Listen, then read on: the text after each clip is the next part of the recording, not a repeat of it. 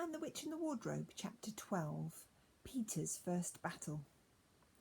While the dwarf and the White Witch were saying this, miles away the beavers and the children were walking on, hour after hour, into what seemed like a delicious dream. Long ago they had left their coats behind, and by now they even stopped saying to one another, "Look, there's a kingfisher," or "I say, bluebells," or "What a lovely smell," or "Just listen to that thrush." They walked on in silence, drinking it all in, passing through patches of warm sunlight into cool green thickets, and out again into wide mossy glades where tall elms raised their leafy roof far overhead, and then into dense masses of flowering currant and among the hawthorn bushes where the sweet smell was almost overpowering. They had been just as surprised as Edmund when they saw the winter vanishing and the whole wood passing in a few hours from so frozen January to May. They hadn't even known for certain, as the witch did, that this was what would happen when Aslan came to Narnia. But they all knew that it was her spells which had produced the endless winter, and therefore they all knew that when this magic was spring again, that something had gone wrong, and badly wrong with the witch's schemes. And after the thaw had been going on for some time, they all realised that the witch would no longer be able to use her sledge. After that they didn't hurry so much, and they allowed themselves more rests, and longer ones. They were pretty tired by now, of course, but not what I'd call bitterly tired, only slow and feeling very dreamy and quiet inside, as one does when one is coming to the end of a long day in the open. Susan had a slight blister on one of her heels. They had left the course of the big river some time ago, for one had to turn a little to the right, that meant a little to the south, to reach the place of the stone table. Even if this had not been their way, they couldn't have kept to the river valley once the thaw began, for with all that melting snow the river was soon in flood, a wonderful, roaring, thundering yellow flood, and their path would have been under water. And now the sun got low, and the light got redder, and the shadows got longer, and the flowers began to think about closing. "Not long now," said Mr. Beaver, and began leading them uphill across some very deep springy moss. It felt nice under their tired feet, in a place where only tall trees grew, very wide apart. The climb coming at the end of the long day made them all pant and blow, and just as Lucy was wondering whether she could really get to the top without another long rest, suddenly they were at the top, and this was what they saw. They were on a green, open space from which you could look down on the forest spreading as far as one can see in every direction, except right ahead. There, far to the east, was something twinkling and moving. "By gum," whispered Peter to Susan, "the sea!" In the very middle of this open hilltop was a stone table. It was a great grim slab of grey stone, supported on 4 upright stones. It looked very old, and it was cut all over with strange lines and figures that might be letters of an unknown language. They gave you a curious feeling when you looked at them. The next thing they saw was a pavilion pitched on one side of the open place. A wonderful pavilion it was, and especially now, when the light of the setting sun fell upon it, with sides of what looked like yellow silk and cords of crimson and tent pegs of ivory, and high above it on a pole a banner which bore a red rampant lion fluttering in the breeze, which was blowing in their faces from the far-off sea. While they were looking at this, they heard a sound of music on their right, and turning in that direction they saw what they had come to see. Aslan stood in the centre of a crowd of creatures who had grouped themselves round him in the shape of a half moon. There were tree women and well women, dryads and naiads, as they used to be called in our world, who had stringed instruments. It was they who made the music. There were 4 great centaurs. The horse part was like huge English farm horses, and the man part was like the stern but beautiful giants. There was also a unicorn and a bull with the head of a man, and a pelican and an eagle and a great dog, and next to Aslan stood 2 leopards, of whom one carried his crown and the other his standard. But as for Aslan himself, the beavers and the children didn't know what to do or to say. When they saw him, people who have not been in Narnia sometimes think that a thing cannot be good and terrible at the same time. If the children had ever thought so, they were cured of it now, for when they tried to look at Aslan's face, they just caught a glimpse of the golden mane and the great royal, solemn, overwhelming eyes, and then they found they couldn't look at him, and they went all trembly. "Go on," whispered Mr. Beaver. "No," whispered Peter. "You first." "No, son of Adam before animals," whispered Mr. Beaver again. "Susan," whispered Peter. "What about you? Ladies first." "No, you're the eldest," whispered Susan, and of course the longer they went on doing this, the more awkward they felt. Then at last Peter realised that it was up to him. He drew his sword and raised it to the salute, and hastily saying to the others, "Come on, pull yourselves together," he advanced to the lion and said, "We have come, Aslan."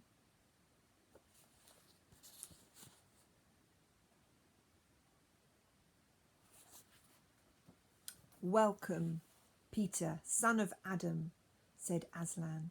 "Welcome, Susan and Lucy, daughters of Eve. Welcome, he-beaver and she-beaver."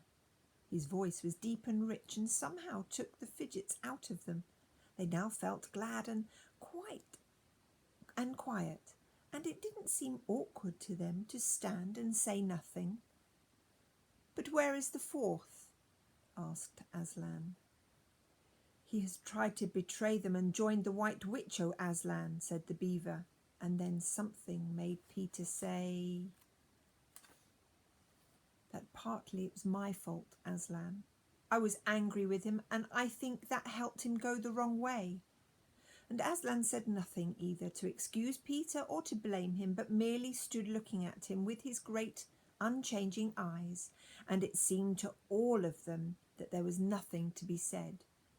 "Please, Aslan," said Lucy, "can anything be done to save Edmund?" "All shall be done," said Aslan, "but it may be harder than you think." And then he was silent again for some time. Up to that moment Lucy had been thinking how royal and strong and peaceful his face looked. Now it suddenly came into her head that he looked sad as well. But the next minute that expression was quite gone. The lion shook his mane and clapped his paws together. Terrible paws, thought Lucy, if he didn't know how to velvet them, and said, "Meanwhile, let the feast be prepared. Ladies, take these daughters of Eve to the pavilion and minister to them." When the girls had gone, Aslan laid his paw, and though it was velveted and very heavy, on Peter's shoulder, and said, "Come, son of Adam, and I will show you a far-off sight of the castle where you are to be king." And Peter, with his sword still drawn in his hand, went with the lion to the eastern edge of the hilltop. There a beautiful sight met their eyes. The sun was setting behind their backs. That meant that the whole country below them lay in the evening light. Forest and hills and valleys, and winding away like a silver snake, the lower part of the great river. And beyond all this, miles away, was the sea, and beyond the sea the sky, full of clouds which were just turning rose colour with the reflection of the sunset. but just where the land of Narnia met the sea. In fact, at the mouth of the great river, there was something on a little hill shining. It was shining because it was a castle, and of course the sunlight was reflected from all the windows which looked toward Peter and the sunset. But to Peter it looked like a great star resting on the seashore. "That, O man," said Aslan, "is Cair Paravel, of the 4 thrones in which one of which you must sit as king. I show it to you because you are the firstborn, and you will be high king over all the rest." And once more Peter said nothing, for at that moment a strange noise woke the silence. Suddenly it was like a bugle, but richer. "It's your sister's horn," said Aslan to Peter in a low voice, so low that it was almost a purr. If it is not disrespectful to think of a lion purring. For a moment Peter did not understand. Then, when he saw all the other creatures start forward and heard Aslan say with a wave of his paw, "Back, let the prince win his spurs," he did understand, and set off running as hard as he could to the pavilion, and there he saw a dreadful sight. The naiads and dryads were scattering in every direction. Lucy was running towards him as fast as her short legs would carry her, and her face was as white as paper. Then he saw Susan make a dash for a tree and swing herself up, followed by a huge grey beast. At first Peter thought it was a bear. Then he saw it looked like an Alsatian, though it was far too big to be a dog. Then he realised that it was a wolf standing on its hind legs with its front paws against the tree trunk, snapping and snarling. All the hair on its back stood up on end. Susan had not been able to get higher than the second big branch. One of her legs hung down so that her foot was only an inch or 2 above the snapping teeth. Peter wondered why she did not get higher, or at least take a better grip. Then he realised that she was just going to faint, and that if she fainted, she would fall off. Peter did not feel very brave. Indeed, he felt he was going to be sick. But that made no difference to what he had to do. He rushed straight up to the monster and aimed a slash of his sword at its side. That stroke never reached the wolf. Quick as lightning it turned round, and its eyes flashing and its mouth wide open in a howl of anger. If it had not been so angry that it simply had to howl, it would have got him by the throat at once. As it was, though all this happened too quickly for Peter to think at all, he had just time to duck down and plunge his sword as hard as he could between the brute's forelegs into its heart. Then came a horrible, confused moment, something like in a nightmare. He was tugging and pulling at the wolf, and it seemed neither alive nor dead, and its bared teeth knocked against his forehead, and everything was blood and heat and hair. A moment later he found that the monster lay dead, and he had drawn his sword out of it and was straightening his back and rubbing the sweat off his face and out of his eyes. He felt tired all over. Then after a bit, Susan came down the tree. She and Peter felt pretty shaky when they met, and I won't say there wasn't hugging and kissing and crying on both sides. But in Narnia no one thinks any the worse of you for that. "Quick, quick!" shouted the voice of Aslan. "Centaurs, eagles! I see another wolf in the thickets, there behind you. He has just darted away. After him, all of you. He will be going to his mistress now. Now is your chance to find the witch and rescue the 4th son of Adam." And instantly, with a thunder of hooves and a beating of wings, a dozen or so of the swiftest creatures disappeared into the gathering darkness. Peter, still out of breath, turned and saw Aslan close at hand. "You have forgotten to clean your sword," said Aslan. It was true. Peter blushed when he looked at the bright blade and saw it all smeared with the wolf's hair and blood. He stooped down and wiped it clean in the grass, and then wiped it quite dry on his coat. "Hand it to me, and kneel, son of Adam," said Aslan. And when Peter had done so, he struck him with the flat of the blade and said, "Rise up, Sir Peter Wolfbane, and whatever happens, never forget to wipe your sword." And that's the end of the chapter.